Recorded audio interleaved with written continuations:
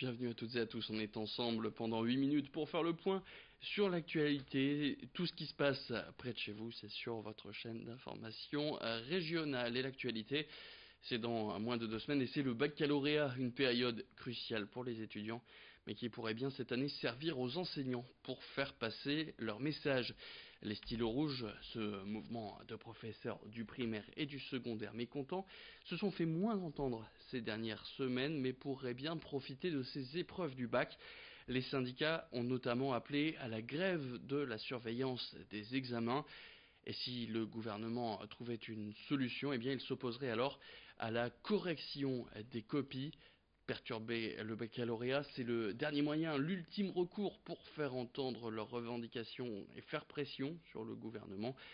Écoutez, Romain Massard, il est porte-parole régional des stylos rouges et il répondait aux questions de Xavier Silly. Sur la revendication des salaires, par exemple, puisque c'est pas la seule, il a été répondu que on va avoir quelque chose, mais qu'on aura des chiffres en juillet. Donc précisément juste après les épreuves du bac, qui sont le dernier moyen de pression que l'on a. On a dans l'éducation nationale une énorme crise de recrutement. Les 2600 postes qui sont supprimés dans le secondaire correspondent peu ou prou au nombre de postes qui ne trouvent pas preneur au concours. Donc revaloriser le salaire permettrait de recruter et ça éviterait justement d'avoir, parce que si on prend un peu de recul, on comprend pourquoi il y a une réforme. C'est pour faire avec les moyens qu'on a, avec les moyens humains qu'on a.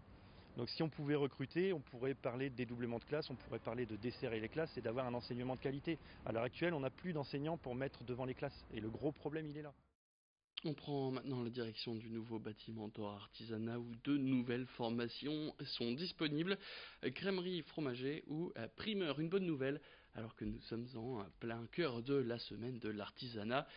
Et d'autant que ces 2 filières recrutent beaucoup en ce moment. 2 formations en plus des 4 déjà proposées dans ce lieu, d'autant que pour être formé dans ces filières, auparavant il fallait aller à Paris au plus près pour pouvoir suivre des leçons, des métiers de travail des produits frais qui sont de plus en plus plébiscités, que ce soit par le public mais aussi par les étudiants en formation. Écoutez Elodie Fossard, agent développeur de la Chambre des métiers et d'artisanat. Cette fois c'est au micro de Rémi Desremaux.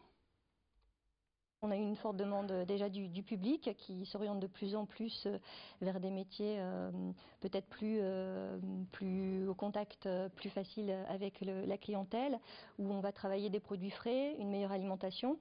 On fait de plus en plus attention à ce qu'on mange et on a envie de le préparer aussi soi-même. On est également au niveau de ces formations, on avait une forte demande aussi des professionnels qui nous ont d'ailleurs qui nous accompagnent sur la création de ces formations. Donc on a le CAP crémier et fromager.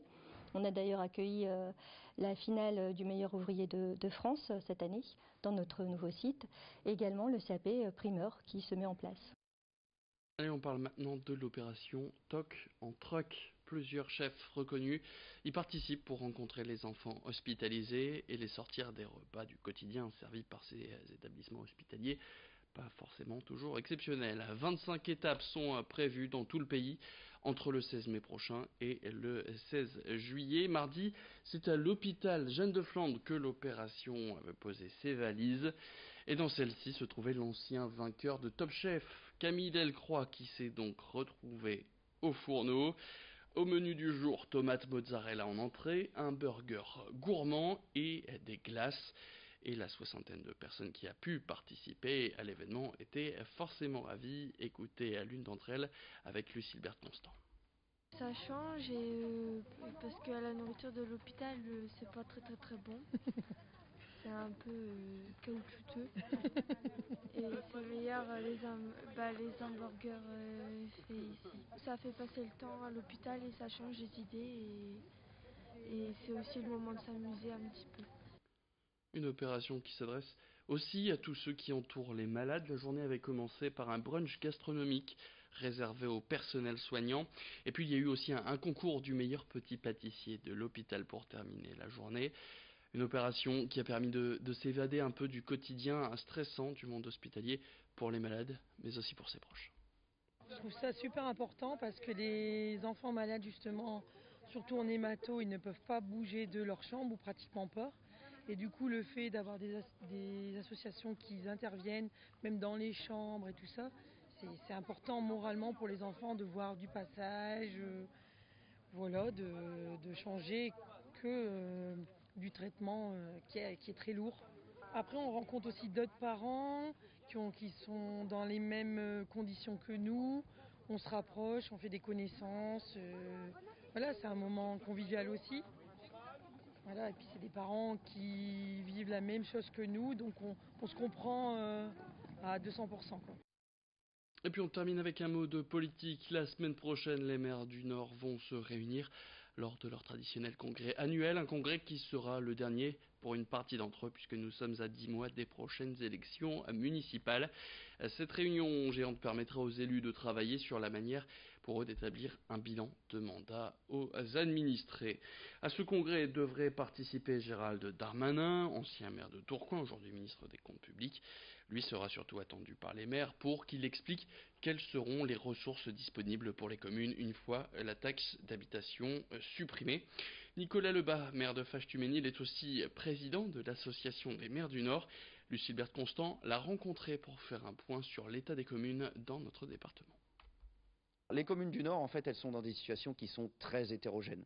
Il y a des communes urbaines qui fonctionnent plutôt bien dans des grandes intercommunalités, mais dans les grandes intercommunalités, c'est le cas de la métropole européenne de Lille, il y a aussi des grandes disparités. Puis il y a aussi beaucoup de collègues, vous savez, moi je consacre plusieurs journées dans le mois à aller rencontrer des collègues dans les différents arrondissements du département. Il y a des collègues dans la ruralité qui ont des difficultés, qui n'ont pas forcément les appuis techniques nécessaires, et c'est aussi à ça que sert l'association des maires du Nord. Elle entretient ces liens de solidarité entre les collègues, mais aussi elle permet à ceux qui ont plus de difficultés d'aller se former. Les maires du Nord se portent bien parce qu'ils sont motivés.